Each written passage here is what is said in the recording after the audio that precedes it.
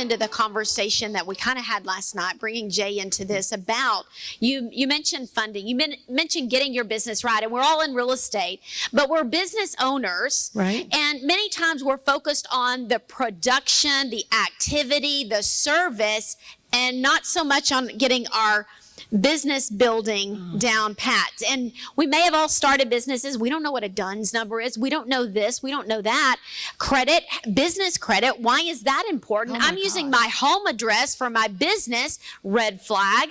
You know, there's certain things that we have to really go back to the basics, because we just fast track, did the fast track on business because we wanted to serve people, right? But we didn't know what we didn't know. So kind of walk us through what might we be missing as realtors, staging companies, short-term rental,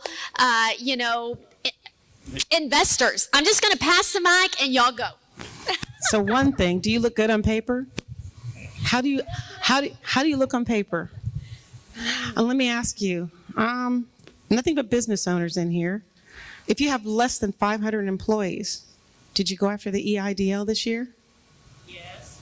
Thank you. Should have been a lot more yeses. Should have been a lot more yeses. There's $2 million. There's $2 million sitting out there in EIDL right now. Per person. Per entity. Emergency Wait, what? injury disaster loan. It's meant for the small business owner, less than 500 employees. There's $2 million on the table. $2 million.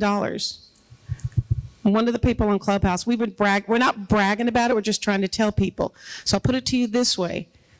There's $250,000 sitting on the table for me. Well, no, I'll be getting it here in a few days. Do you understand what I'm saying?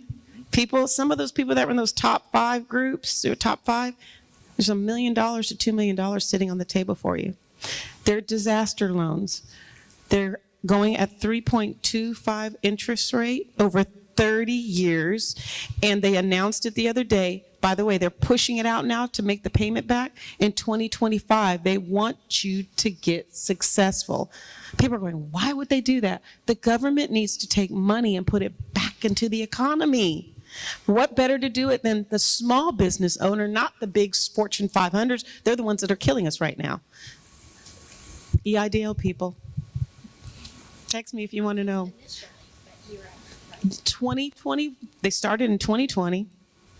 It grew in 2021. Oh, let's up that a little bit. Let's go to $250,000. $250,000 in at the beginning of 2021. Let's take it up. September 8th, $500,000. No, wait a minute.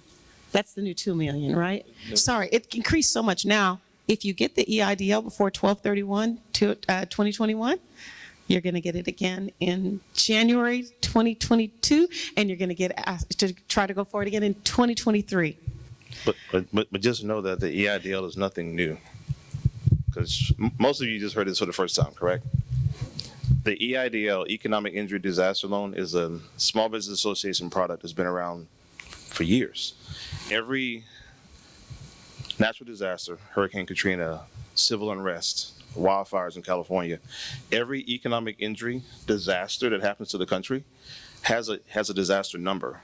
And if your business is affected by that disaster, the government they supply loans, very favorable loans to those businesses. So if you're affected by Hurricane Harvey and COVID, well, there's 2. And why does the government do that? Because the government does not do the work. Private industry does the work. So, for example, with the Afghan refugees that are coming to the U.S., they need short-term rental space. There's 4,000 refugees coming to Texas.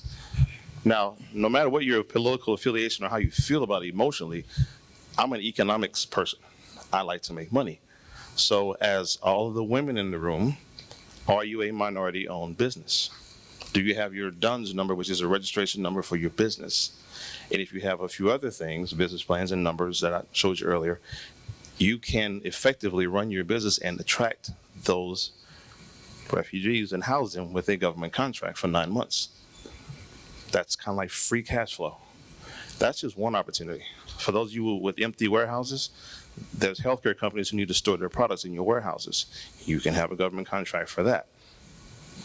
I can't really, there's not enough time in the day for me to just go down the list of opportunities for women in business. Kamala Harris and the head of the SBA spoke on this highly about a few months ago, giving women in business access to capital and business opportunities. They've been screaming it. I can't scream that loud.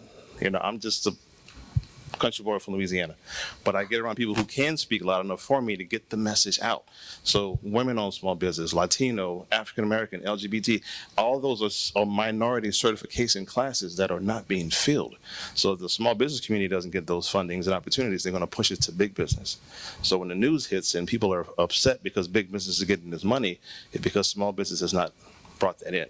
So my job is just the guy behind the scenes. I'm like the wizard behind the curtain. I just make it work. I get you structured properly. I make sure that you have your certifications. Money is not an issue. I can get funding with my eyes closed. That's not the issue. Not the issue. The issue is just getting you in position so you can take advantage of said opportunity. And the real estate market is huge because it's not enough small businesses taking advantage of the real estate market from the government themselves. Again, the government just presents the opportunity within the economy. Small businesses create the structure for that to happen. Two things I want you to know what he just said. Two things. Imagine this, okay? Imagine if you had $100,000 or $200,000 set aside, given to you from the government. By the way, the guidelines are so simple. To get it, it's so simple. You'll kick yourself because you hadn't done it yet. So imagine putting $100,000 to $200,000 aside, and the money you're making from your business, that's what you take and grow your business. This money over here, it's operating your business because that's what the government wants you to do. I want you to pay your rent, your mortgage. I want you to pay your light bill. I want you to pay, what do? You're a realtor. I want you to put 4 new tires on your car, get your oil changed. Are you with me? What does it take to run your business? That's what you do with this money. This money over here that you've made with your business, that's where you go take that money. Who was it? Elena that said, store it, invest it, right? So now this money over here is flourishing because you've already earned this, but this right here is running your business. You're not having to touch this money to run your business. Imagine your stagers. Yeah. Imagine filling up 40 homes for the military because they have people coming in on assignment for a year. Yep. And they're going to pay you, and they're going to we'll give you a $4 million contract. Fill up so many homes, hire who you need, and then keep the rest for yourself. That is exactly how it works.